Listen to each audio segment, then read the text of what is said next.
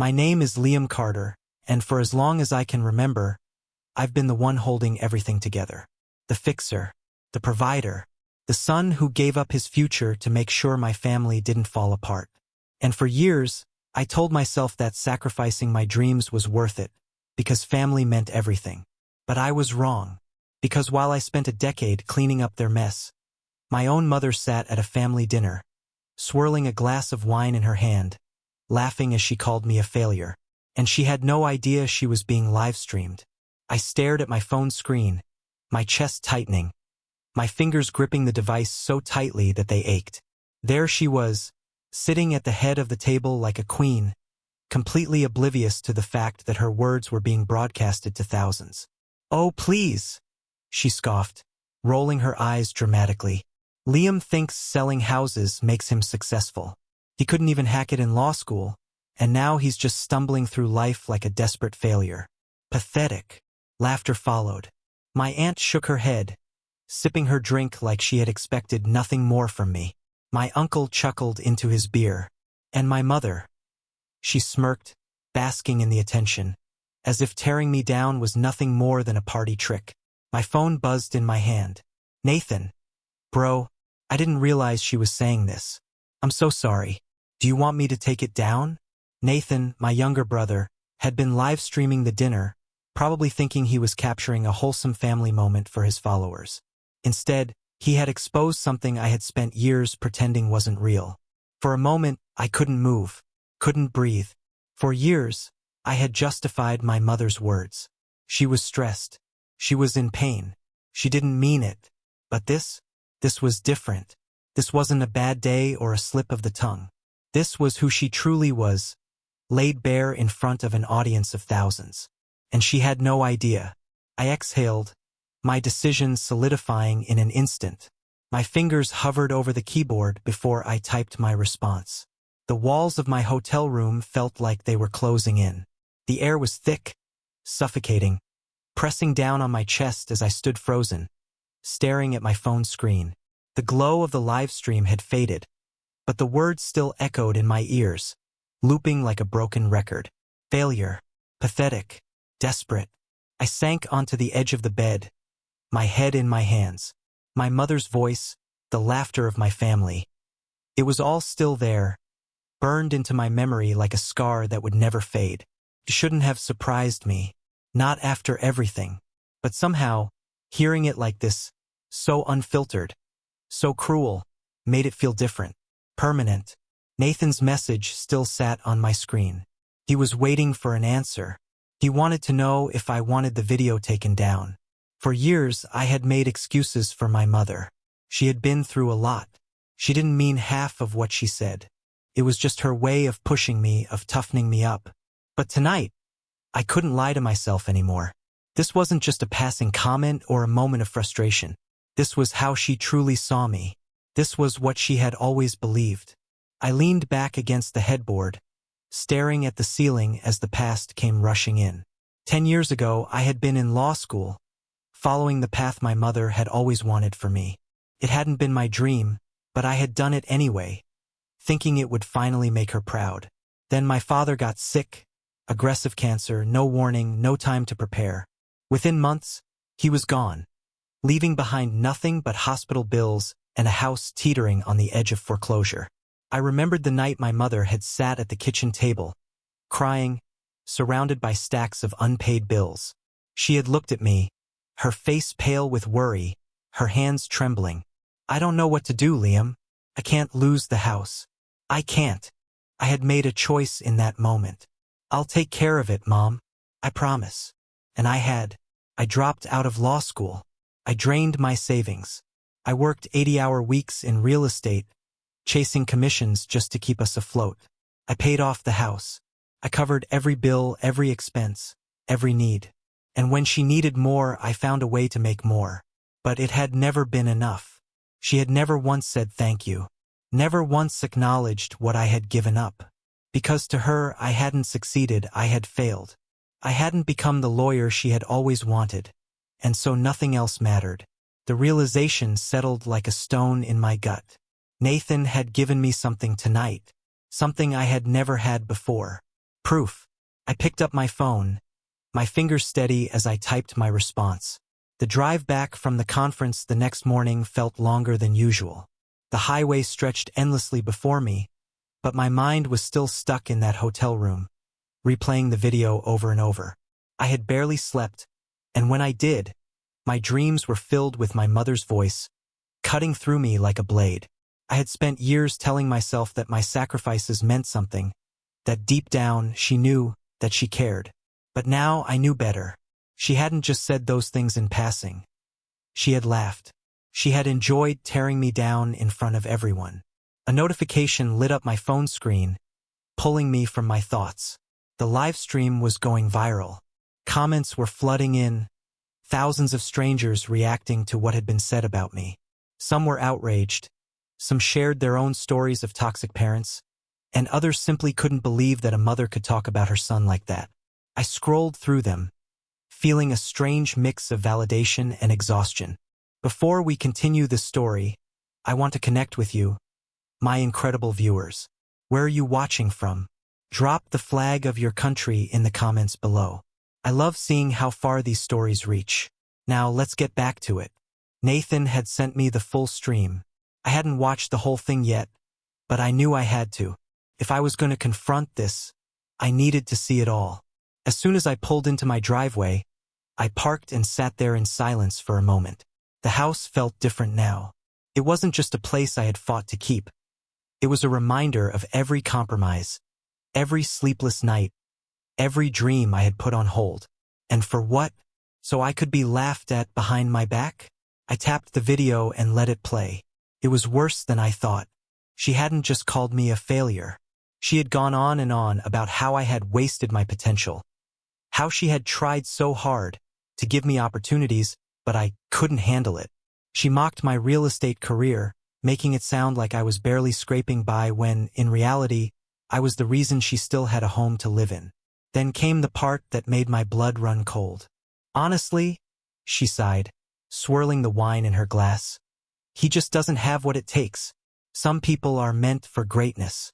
And some people, well, they just sell houses for the ones who actually made it. My aunt had laughed. My uncle had nodded in agreement. Not a single person had defended me. Not one. I closed the video and leaned back against the headrest, staring up at the car ceiling. The weight of it all pressed down on me.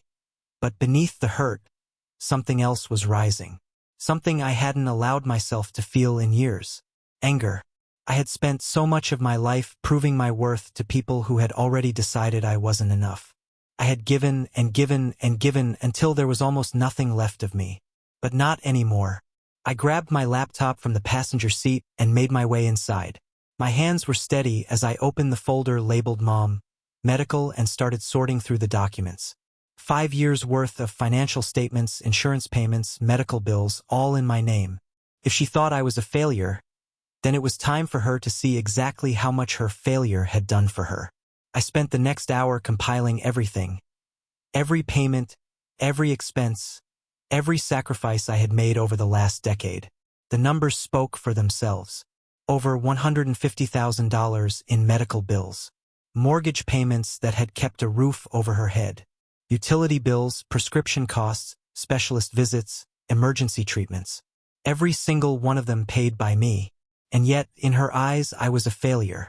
I stared at the spreadsheet, the sheer weight of it sinking in. I had never stopped to calculate the total before. I had just paid and moved on, thinking that was what family did. Thinking that one day it would mean something. But it didn't. I attached the spreadsheet to an email. Then I drafted a message, short and to the point. Subject: for your awareness. Dear family, since it seems there's been some discussion about my contributions to this family, I thought I'd provide some clarity. Attached is a record of the financial support I've given over the past 10 years, totaling over $150,000. This includes every medical bill, insurance premium, mortgage payment, and expense I have covered to ensure that Mom had everything she needed. Moving forward, I will no longer be responsible for these payments. If anyone would like to step up and contribute, I suggest you do so quickly, as the next round of bills will no longer be coming out of my account. Best, Liam. I read over it once, then hit send. Within minutes, my phone started vibrating nonstop. First from my aunt, then my uncle, then, of course, my mother. I ignored every call. Instead, I opened my banking app and finalized the process I had started last night. I removed myself as the guarantor on my mother's insurance. I transferred what remained of my savings into an account marked for me. Not for her, not for anyone else. I was done. It didn't take long for the fallout to begin. By the time the family group chat exploded with messages, the reality of what I had done was starting to sink in for them. There were guilt trips, accusations, demands for explanations. My mother, predictably, claimed I was abandoning her in her time of need. My uncle called me selfish. My aunt said I was overreacting. Not a single one of them acknowledged the numbers in front of them. Not a single one of them asked if I was okay. Then, amidst the chaos, a private message popped up from Nathan. "You're right. I saw the spreadsheet. I had no idea it was that much. I'm sorry for not standing up for you sooner." I stared at the message for a long moment. Of all the people in my family, Nathan was the only one who had even tried to see the truth. "I appreciate it," I typed back. Just as I hit send, the doorbell rang. I already knew who it was. I took my time making my way to the door, my heartbeat steady. When I finally opened it, my mother stood on the porch, arms crossed, her expression twisted with anger. "You need to fix this." I leaned against the doorframe, unfazed. "Fix what?" "Whatever this spectacle is," she snapped. "This email, this nonsense about dropping my insurance. Do you realize what you've done? Do you realize how much my medical bills cost?" I met her glare with a calm I hadn't known I was capable of. "I do. Because I paid them," she scoffed. "And now you think you can just walk away? After everything I've done for you?" Something inside me cracked. A slow, cold anger uncoiled in my chest, measured and unwavering. "Everything you've done for me?" My voice was quiet, but firm. "You mean the years you spent tearing me down? The sacrifices you never acknowledged? The thousands of dollars I gave, without hesitation, while you sat there and called me a failure?" Her face paled slightly. "You're twisting my words. You're being dramatic." "No," I said, my voice steady. "I'm seeing things clearly for the first time." Silence stretched between us, thick with unspoken words. Finally, she straightened, her expression hardening. "Fine. If you want to act like this, don't expect to be welcome in this family anymore." The words should have hurt. A year ago they might have, but now, they meant nothing. I exhaled, a slow, steady breath. Then, without another word, I stepped back and shut the door. For the first time in my life, I didn't feel guilty. I felt free. 3 months passed, and the silence was deafening. After I shut that door, I expected the fallout to be immediate. I braced myself for an ambush, for my mother to show up again with more accusations, more manipulation. But instead, the calls stopped. The messages slowed. Eventually, they disappeared altogether. She had meant what she said. If I wasn't going to play my role, the provider, the fixer, the son who gave everything and asked for nothing, then I wasn't welcome. And for the first time in my life, I was okay with that. Without the constant financial drain, I finally had breathing room. My real estate business flourished. I started saving, not for someone else's emergency, but for my own future. I even took the first steps towards something I had given up on years ago, law school. But just when I thought I had finally left it all behind, my past came knocking again. Started with a phone call from Nathan. I almost didn't answer, but something told me this wasn't just another guilt trip. "Mom's in the hospital," he said the second I picked up. "She had a bad fall. The doctors think it might be a reaction to her new medication. She's asking for you." A long silence stretched between us. I knew what he expected. I knew why she had sent for me. She wasn't calling because she missed me. She wasn't calling because she realized she had been wrong. She was calling because she needed something, just like always. I exhaled slowly, weighing my next words. "Is she stable?" "Yeah," Nathan said. "But she's scared. The insurance changes have made things complicated." They're not covering the full cost of her treatment, and she doesn't have enough to pay out of pocket. She's panicking. There it was. She hadn't called because she wanted to make amends. She had called because, for the first time in her life, she was facing the consequences of her actions. And she didn't know how to handle it. Nathan hesitated.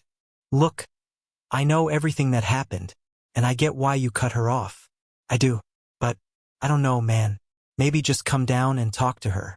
If only to get some closure. Closure. That word lingered in my mind long after I hung up.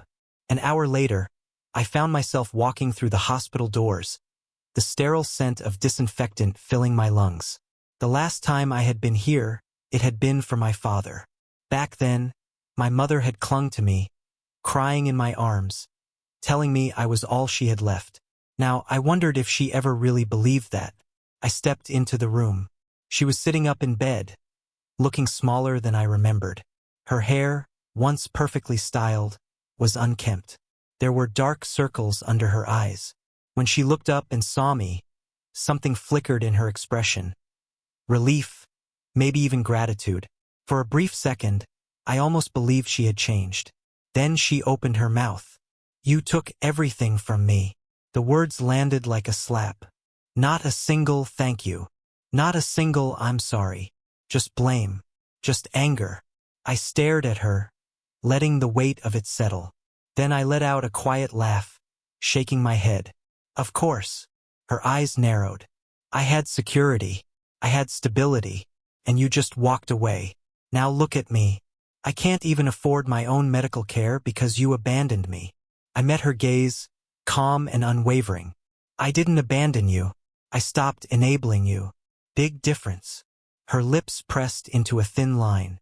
You think you're better than me now? Just because you're doing well. I don't think I'm better than you, I said evenly. I think I finally learned my worth. And I stopped giving it away to someone who never appreciated it. She scoffed. But there was something else behind it now. Not just anger, fear. You're just like your father, she muttered. That should have been an insult. But instead, for the first time, it felt like the highest compliment she had ever given me. I turned to leave, pausing just long enough to glance over my shoulder. I hope you find what you're looking for, Mom. But this time, you're going to have to find it without me. And with that, I walked away. For good. This story is about breaking free from toxic relationships and realizing that love without respect isn't love at all. Liam gave everything to his mother, but in the end, he chose himself, and that's the real lesson. It's okay to walk away when you're not valued. What do you think? Comment 2 if you liked the story, 7 if you didn't. Have you ever been in a similar situation? Share your thoughts below. If the story resonated with you, hit the like button and subscribe to Mr.HeartVibes for more powerful stories. Your support means everything. Let's keep the conversation going.